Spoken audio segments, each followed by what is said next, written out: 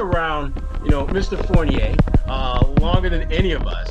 And so, I mean, obviously, we know the numbers. He averaged 19.7 points this year, was shooting the ball really well. But what can you tell us about him that may not necessarily show up in the box score and may not show up on a Zoom call? I think he's a much better teammate than he's given credit for. If you look closely at how he played in Orlando, if a teammate got a technical foul and was in danger, for example, of getting a second technical and getting booted out of the game, it would be Evan who was the first person on scene to calm his teammate down.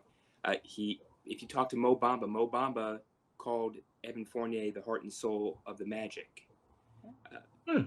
We've heard that about him before. For his intensity and welcoming Mo under his wing and supporting Mo. So that is the Evan I covered and know. Wow.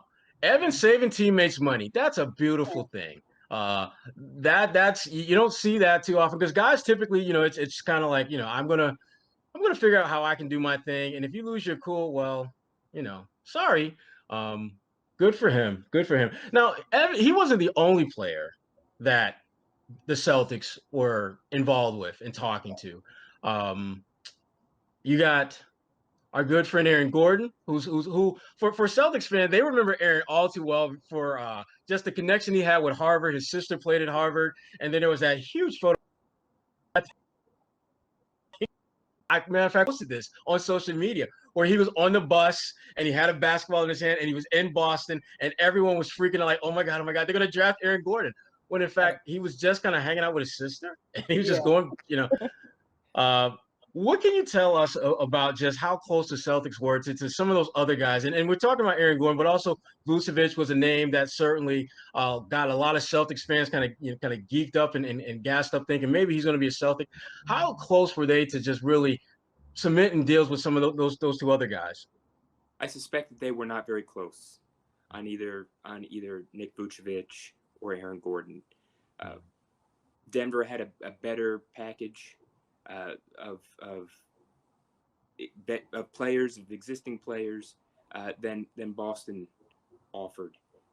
That's my understanding, and partly because of the inclusion of R.J. Hampton, who is potentially a high ceiling guard in the first year of a rookie scale contract.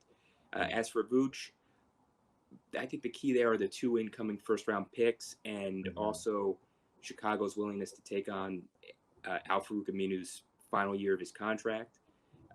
The reality is that Boston most likely will fare much better in the next, both in this year and then 2 years from now, and would have conveyed a much worse first round pick than Chicago is likely to convey. So I don't think Boston came very close in either Vucevic or Gordon's case.